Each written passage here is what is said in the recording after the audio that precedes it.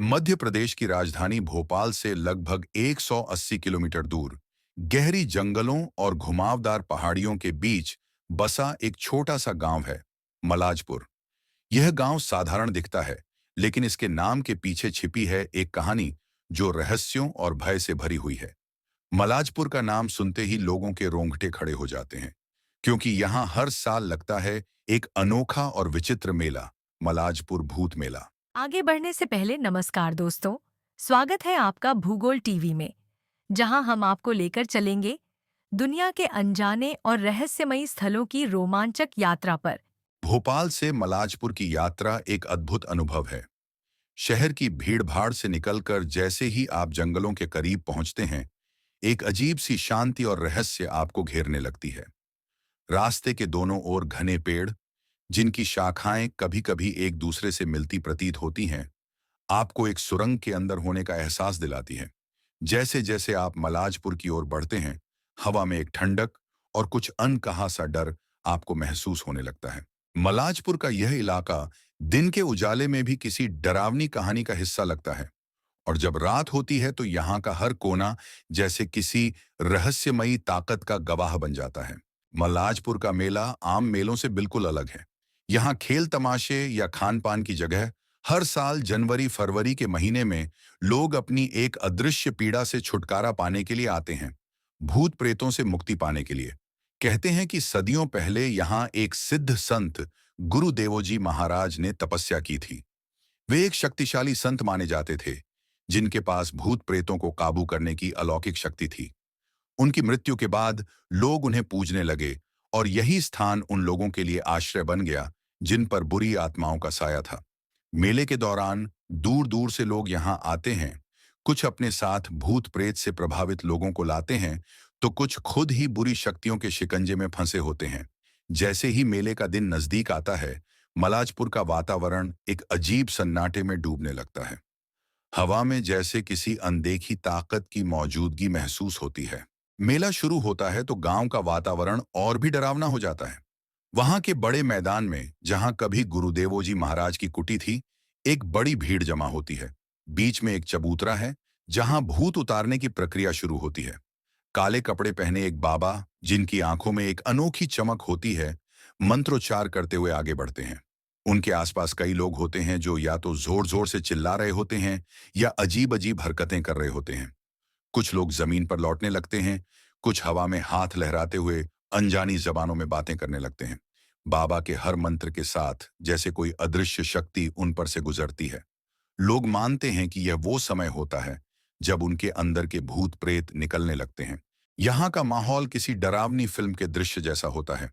रात के अंधेरे में जलते दियों और मंत्रों की गूंज के बीच जब किसी व्यक्ति के ऊपर से भूत उतारने की प्रक्रिया शुरू होती है, तो उसके चीखने चिल्लाने की आवाज दूर दूर तक गूंजती है।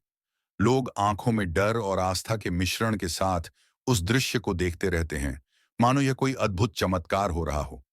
गुरुदेव जी महाराज की समाधि के आसपास फैली अजीब सी शांति और रहस्यमय ताकतें यहाँ आने वाले हर व्यक्ति को एक अलग ही अनुभव देती हैं।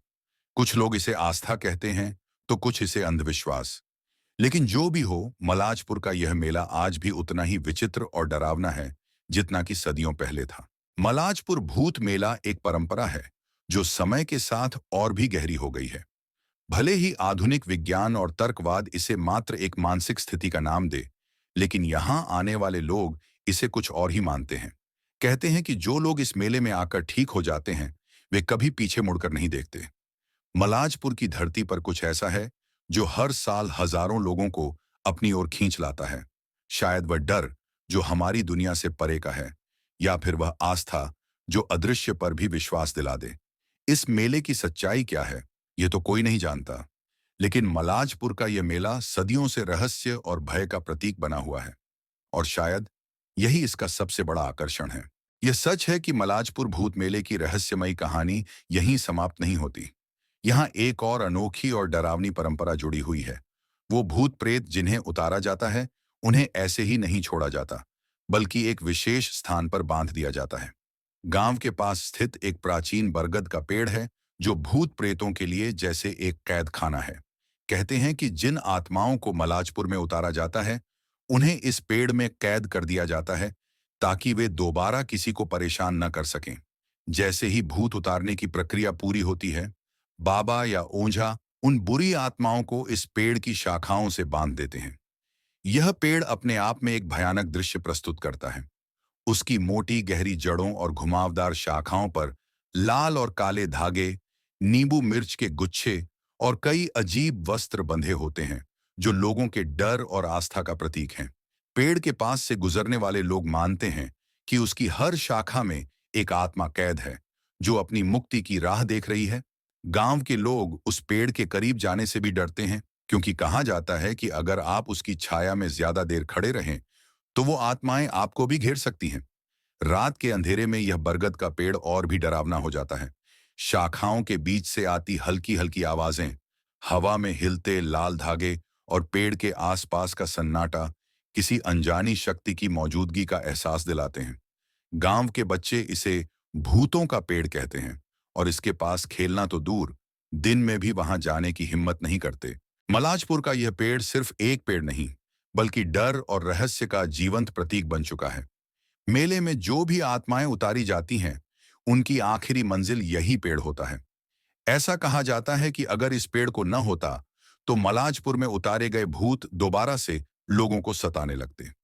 यह पेड़ मलाजपुर की अनोखी कहानी का वह अंतिम अध्याय है, जो इसे और भी ज्यादा रहस्यमय और भयावह बनाता है।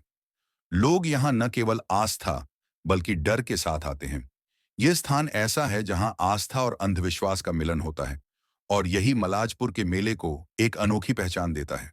तो जब भी आप मलाजपुर जाएं, ध्यान रखें कि इस पेड़ के पास से गुजरते वक्त आपकी परछाई भी उसकी शाखाओं तक न पहुंचे। कौन जाने, वहां पहले से कैद कोई आत्मा आपकी मौजूदगी महसूस कर आपको भी अपनी दुनिया में खींचने की कोशिश कर रही हो। इस वीडियो में बस इतना ही।